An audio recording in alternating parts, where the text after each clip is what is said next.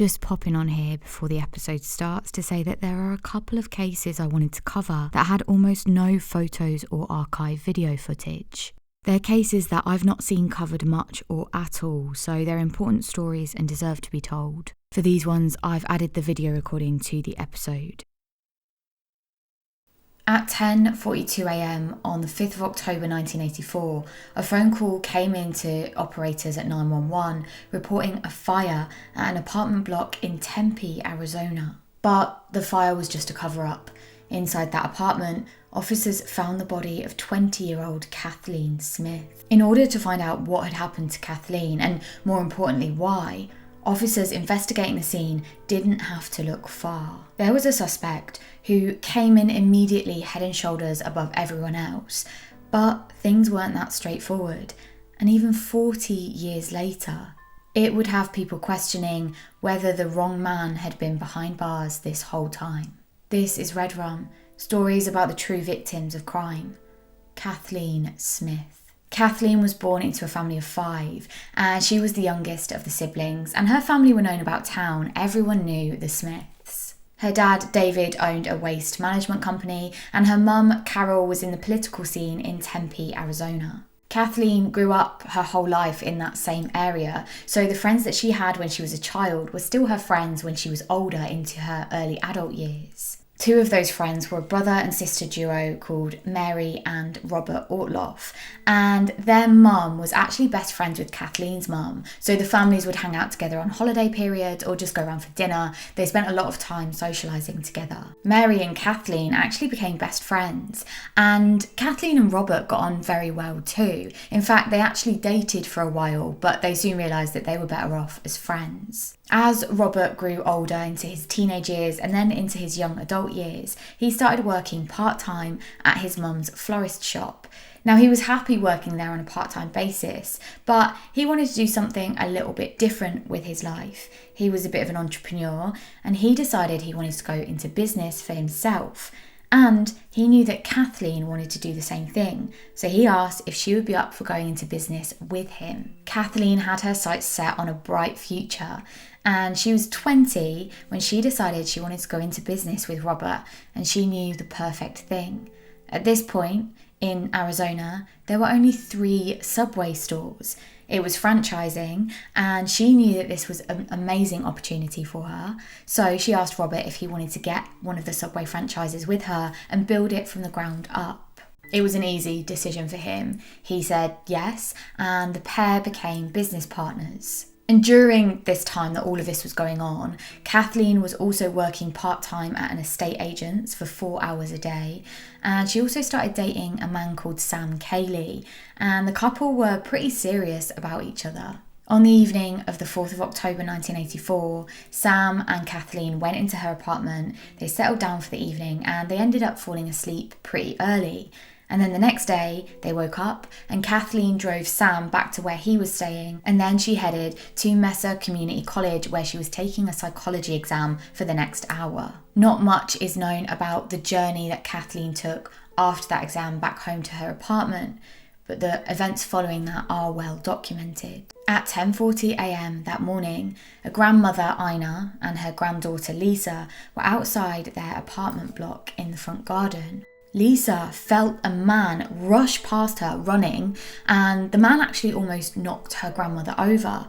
And so she saw her grandmother sort of stumble and helped her up to her feet. She was so angry that she was tempted to go after the man and shout at him, but she was too busy helping her grandmother. So she managed to get her grandmother up to her feet, and then the two noticed in the distance a big cloud of black smoke coming from an apartment complex. And the apartment it was coming from was Kathleen Smith's. Lisa ran inside her apartment and called the fire department. Firefighters soon arrived and they rushed into Kathleen's apartment.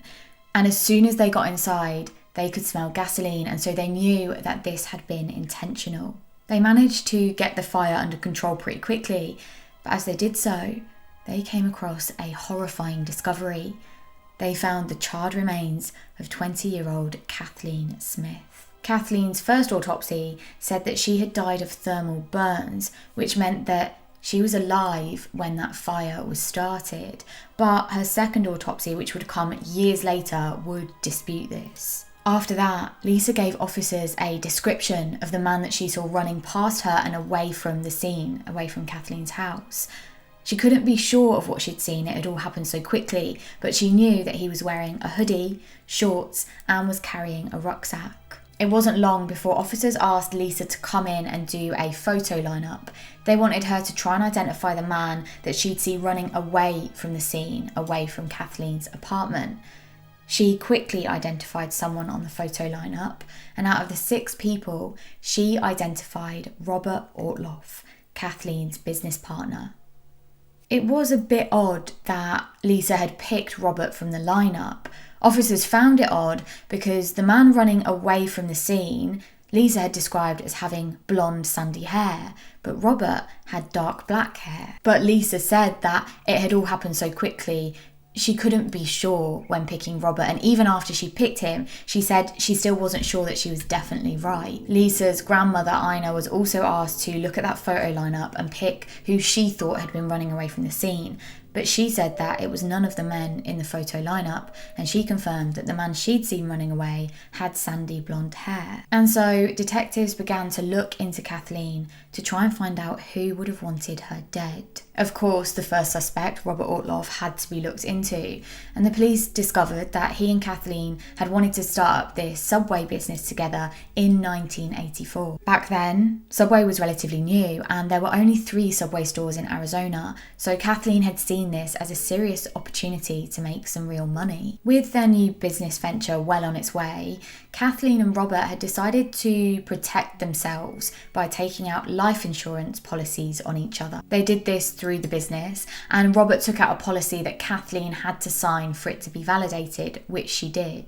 These policies would protect the future assets, at least for Robert in this case. Robert and Kathleen actually took out different life insurance policies. And the policy that Robert had taken out over Kathleen added up to around $125,000. What Kathleen didn't know at this time was that Robert was actually in quite a financially bad position. In order to start the business with Kathleen, he'd had to put up $7,500. He borrowed this amount from his grandfather with a view to pay it back eventually over time. But in that same year, he actually stole a further $7,500 from his grandfather without his knowledge. His family soon found out about this, and he was ordered to pay the money back. He agreed to it, but he didn't actually know how he was going to do this. And he thought on it and realised that the only solution he had, he thought, was to steal $7,000 from his and Kathleen's joint business account. Now, this is a joint business account, so it has to have both of their approvals. The only way to do that would be for him to forge Kathleen's signature. Alongside all of this, the Subway store hadn't even opened yet, but Kathleen and Robert had run into some serious issues with the store. There were some plumbing problems that meant that they needed even more money to sustain this business venture even before they'd opened. Kathleen told her dad David about these plumbing problems, and he agreed to invest even more money into the business, but he said that he would only do that once he'd had a detailed look at the bank statements. Obviously, Robert knows that he can't have Kathleen's dad look at these bank statements because then it would be obvious that there's $7,000 missing from that bank account. If Kathleen's dad saw those bank statements, he would know for certain that Robert was stealing from the business. When officers were questioning Robert about all of this, one of them looked at him properly and noticed that he had some injuries on him. He had scratch marks over his neck, he had bruises on his chest, and he'd even broken one of his toes. They assumed this must be from the fight he'd had with Kathleen before he'd killed her. Detectives were questioning other people, and they actually spoke to one of Kathleen's friends, Donna, and she said that shortly before Kathleen's death, she'd asked Donna for a loan of $4,000. And Donna didn't have that kind of money, but she could see that her friend was really down about this and needed a solution quickly. Kathleen confided in Donna that she'd actually looked into the business bank account and realised that there was around $8,000 missing from it, and she'd also lost one of the business checkbooks. Now, at this point, Donna asked Kathleen if she might think that her business partner had stolen that money from her, but Kathleen was certain Robert wouldn't have done that. So Robert was the main suspect.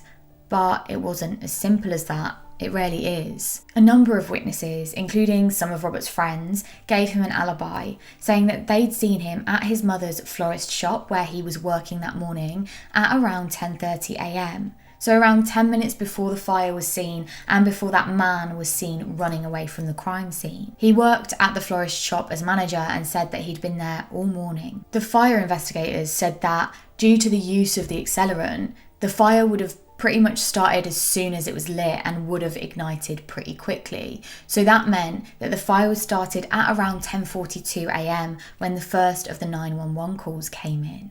Robert's then girlfriend, Jennifer, said that he had been with her the whole night the evening before, and they'd gone out for dinner, they'd come back, they'd watched some TV, and then they'd gone to bed. She said that on the morning of the murder, she and Robert had gone to the flower shop at the same time, but they'd actually left in separate cars. That same girlfriend, Jennifer, said that she had noticed these injuries on Robert, but she hadn't seen them until a lot later in the day, and she confirmed to officers that if he'd had those injuries earlier, she would definitely have seen them.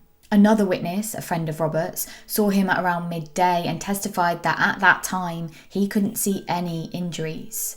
Robert said that he'd only got those injuries later on in the day when he found out that Kathleen had been murdered. He said that after hearing the news, he'd moved back in a bit of a daze, and then he'd stepped up onto a ladder to get something from the shelf. He'd reached over, grabbed the shelf, and then sort of fallen back with the shelf falling on top of him, and that's how he'd got those cuts and the bruise on his chest. And as for his broken toe, he said that after learning that Kathleen had been murdered, he had kicked the wall in frustration. And with that, the case went cold for months. And around this time, he actually proposed to his then girlfriend, Jennifer, and the two took out life insurance policies on each other. This raised alarm bells in the detectives' minds. They could see this happening again, and they managed to get Jennifer alone and tell her that they thought she was in danger. They outlined to her how the life insurance policy was potentially a death trap. The detective went on to say that he could offer her 100% immunity in the case against Robert, but only if she was 100% truthful with them. And that's when Jennifer said that the alibi she'd given to Robert on the morning of the murder was a lie. She said that she had only given him that alibi because she'd already lied to Robert's mum that morning. Robert's mum had called the house when she arrived at the flower shop and saw that no one was there ready to open it for 10 a.m. When she called Jennifer, Jennifer said that Robert had just left and he'd be there any minute. In reality, when she'd woken up that morning, Robert was gone. He was nowhere to be found. Jennifer also told officers that Robert had suggested they go to Las Vegas to get married quickly because he knew that a husband and wife couldn't testify against each other. When detectives asked Robert what had happened that morning, he said that he was still innocent, but he had a different alibi now. He said that he'd woken up at 8:45 a.m. to go and work on fixing his car. He couldn't fix it because he didn't have the right tools or the right equipment, so he headed to his brother's house and managed to fix it there. After that, he drove home, had a shower, got ready for the day, and arrived at the flower shop at 10:20 a.m. After this came to light, Jennifer and Robert actually ended up breaking up, but it wasn't long before he started dating another employee at the flower shop called Anna Carpenter. And meanwhile, the other suspects in the case were mounting up. New Times reported on a different suspect, a man called Rick Shibler, who was the development agent for Subway in Arizona. Kathleen's mum testified that one day Kathleen had come to her and she was a bit unsure about what to do. She said that Rick, who was in charge of sorting out the sites for the Subway stores in Arizona, had taken one of the Subway stores that she wanted and given it to one of his family members. This meant that she and Robert had to have their Subway store elsewhere, and the location that had been approved for that store was just not as good. There wasn't going to be as much profit, there wasn't going to be as much business, and on top of that, they were experiencing these problems with sewage, all down to Rick giving her that site. Kathleen told her mum that she was going to call Subway's head office and complain to them about Rick's breach of ethics. The relationship between Rick and Kathleen is a bit foggy, but it's alleged that they'd had some sort of affair while she was dating Sam Cayley. The two had allegedly been seeing each other for weeks before the murder. Officers questioned Rick, and he said that on the morning of Kathleen's murder, he had been actually at his Subway store for around 10 a.m, but he'd cut himself pretty badly with a knife and had to go to A&E where he got stitches. During that police questioning, Rick had some questions for detectives. He said that if the murderer was going to set fire, why would they also hit Kathleen on the head? This was odd to officers because, as far as they were concerned, no one outside of the investigation team would know that Kathleen had been hit on the head. Even her family didn't know that, so it was questionable that Rick would. Rick said that it was just a general comment. Quote, "No, that was just, yeah, that, well, that, no. I don't know what that was. It was just more of a generalisation, okay? Knock her out, get her and burn her place as opposed to a specific way that it happened, whatever it was. But I don't recall anybody ever saying to me that she was hit over the head. It was a general comment." But detectives didn't believe him. And on top of that, the eyewitness accounts that saw someone running away from the scene put a man there who had sandy blonde hair. And at the time of the murder, Rick had sandy blonde hair. A friend of Kathleen's later told officers that she had spoken to Kathleen about Rick making a move on her and what that relationship was. And she'd run into Rick one time without Kathleen and said that she was a friend.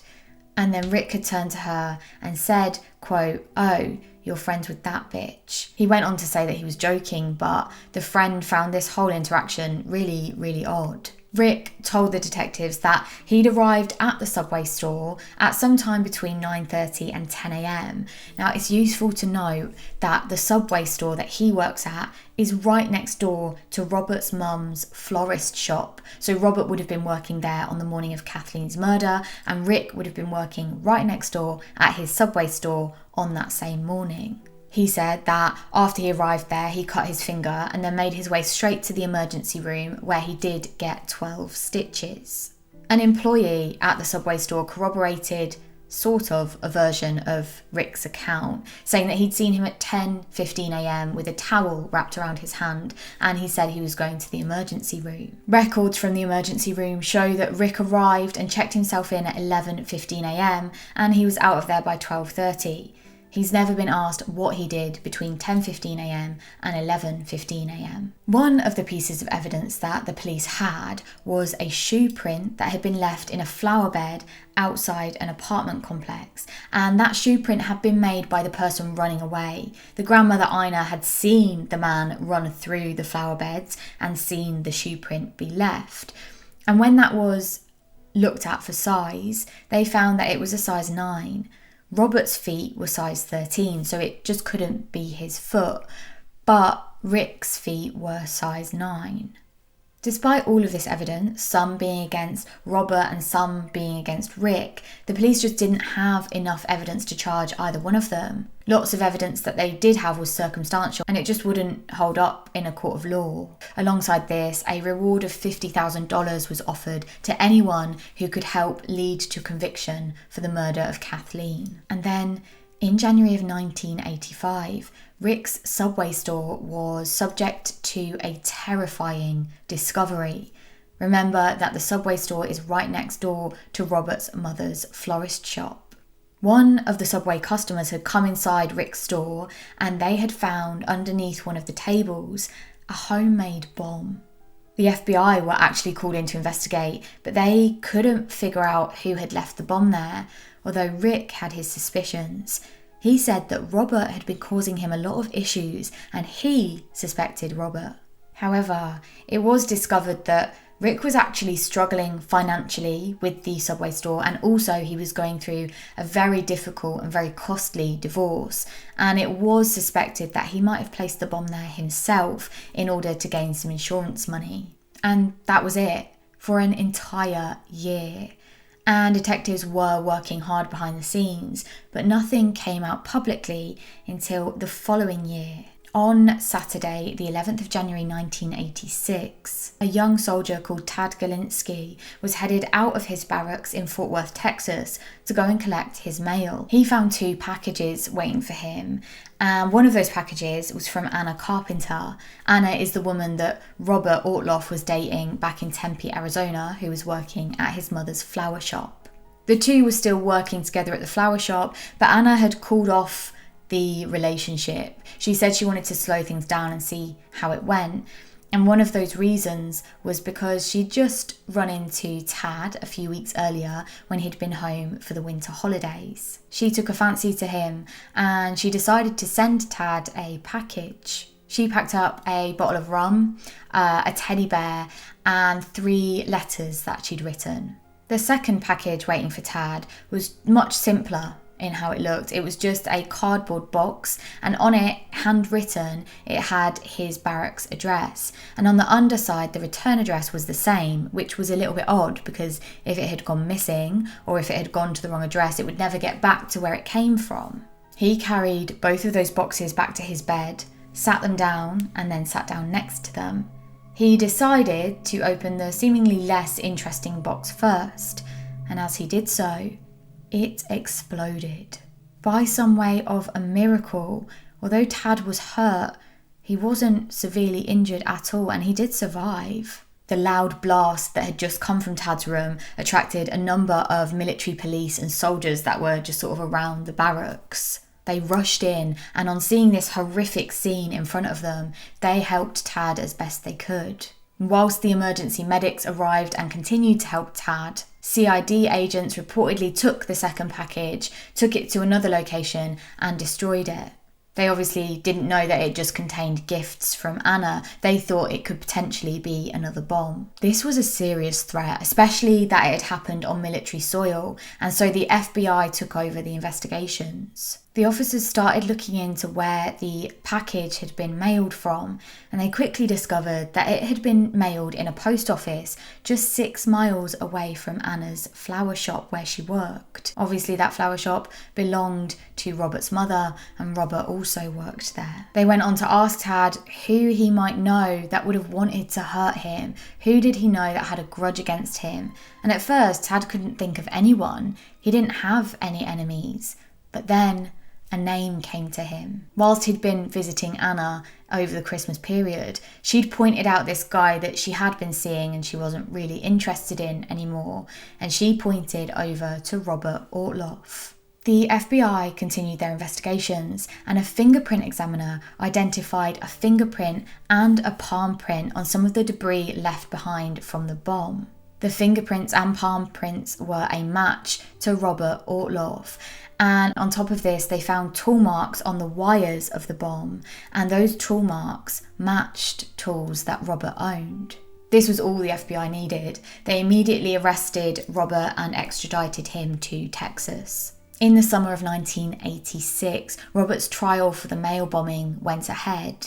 But after the jury voted 10-2 to acquit Robert, the judge declared a mistrial and ordered a new trial to be set just for a few months later. In August of 1986, that second trial took place, and the testimony of Bob expert Tom Thurman was key in the subsequent trial. The prosecution also called Michael Parker to testify.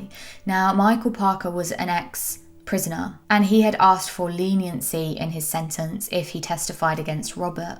He said that Robert had attempted to solicit him to kill Anna Carpenter and her brother. Michael wasn't used in that first trial where Robert was acquitted, but he was used in the second trial. However, by that time, he'd actually finished his sentence, so he didn't need leniency in it. He actually had nothing to gain from that testimony. And Michael said that he had proof.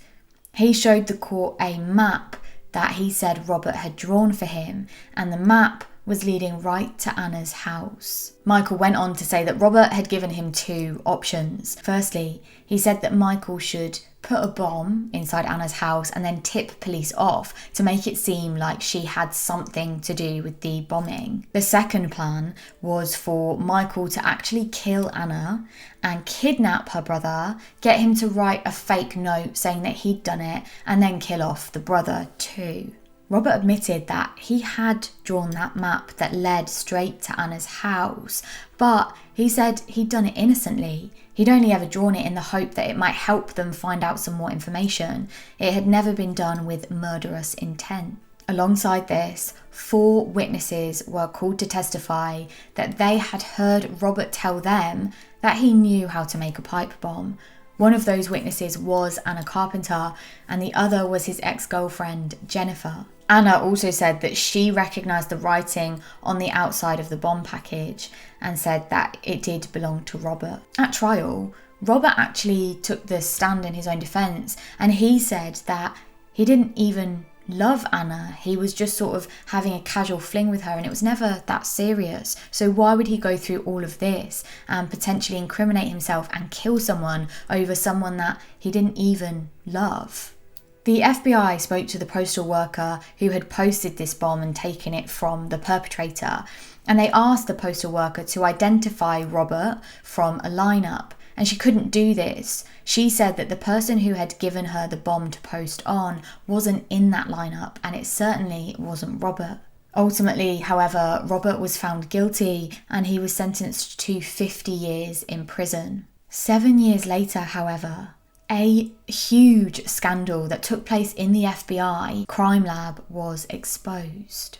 An employee who'd worked there for many, many years claimed that he had seen FBI members doctor reports and falsify findings and not practice safe handling of evidence. The ex-employee named various experts in this report, including Tom Thurman, who was one of the key witnesses in Robert Ortloff's bombing trial. Because of this, there were understandably some questions over the legitimacy of the FBI's findings in that crime lab. Tom Thurman testified that the fingerprints from debris found at the crime scene that matched Robert Ortloff must have come from the bomb box package. Obviously, it wouldn't have been unusual for Robert's fingerprints to be found on the box that Anna had sent. They worked in the same flower shop, and he had been around at the time that she had been packaging up that box in the flower shop. So that bit of testimony that Tom Thurman had said was very important in the trial.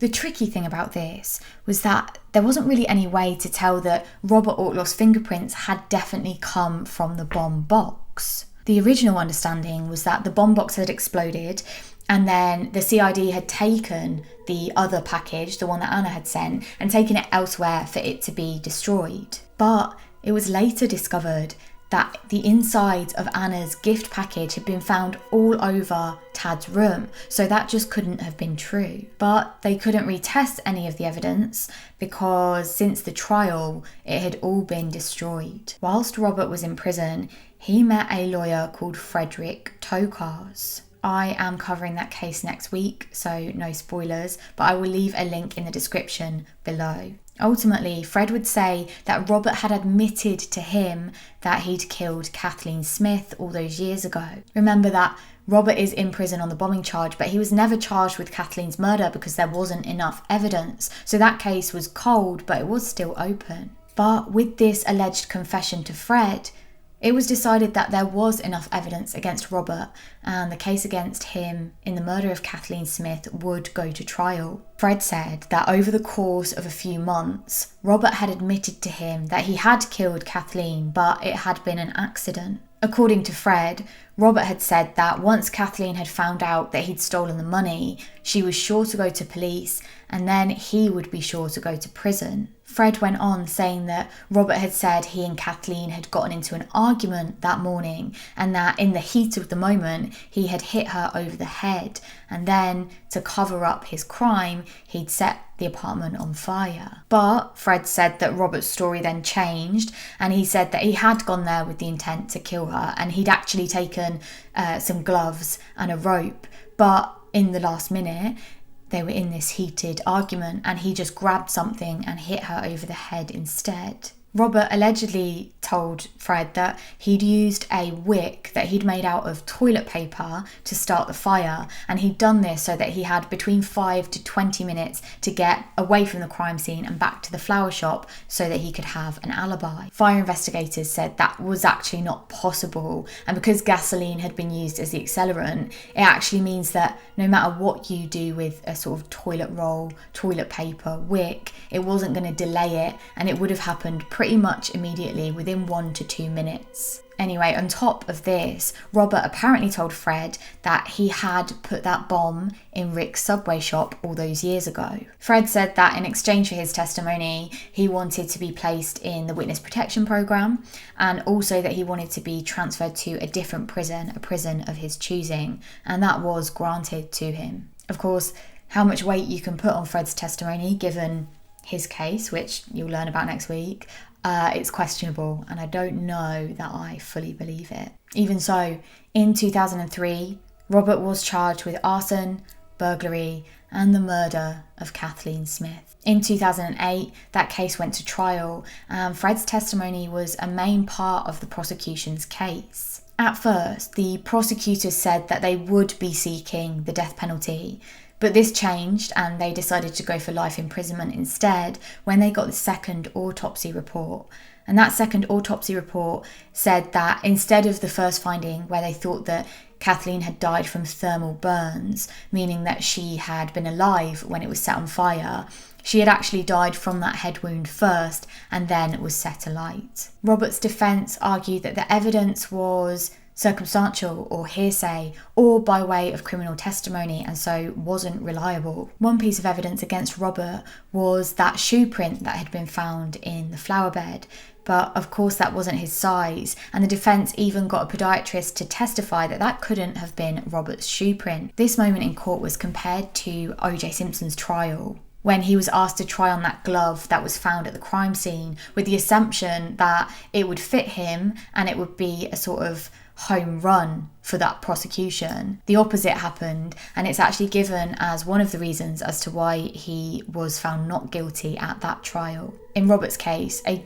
huge piece of evidence, a footprint that was 3 sizes too small, was used by the defence. With all of the evidence considered and the closing arguments from both the defence and the prosecution, the jury took just 5 hours and they came back in and they announced that Robert had been found guilty of Kathleen's murder. To this day, Robert maintains his innocence and he has not been granted a new trial on appeal. And it looks as though he'll be staying behind bars for the foreseeable future. There are a lot of questions that have come up in this case and not many of them have been answered. But Kathleen's family are generally pretty convinced that the right person is in prison. As for Robert's trial and whether he is guilty of murder and the bombing, I'm just not sure. He could be. There's a lot of evidence against him. But as to whether his guilt is proven beyond reasonable doubt, I just don't know. I tend to do open and shut solved cases, but this one is a bit different and I'd love to hear your thoughts. So let me know what you think in the comment box down below, and I will see you next week for another episode of Red Rum.